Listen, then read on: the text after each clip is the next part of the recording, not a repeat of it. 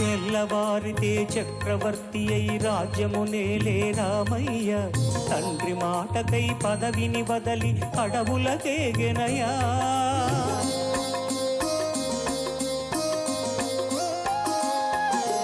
మహిళ జనులను కావగ వచ్చిన మహావిష్ణు అవతారమయ.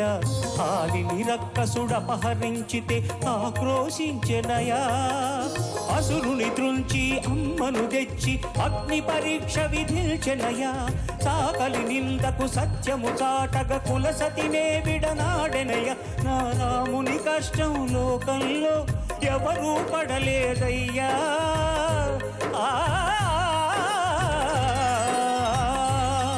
నా రాముని కష్టం లోకంలో ఎవరూ పడలేదయ్యా. సత్యం ధర్మం త్యాగంలో అతనికి సరిలేరయ్యా. కరుణా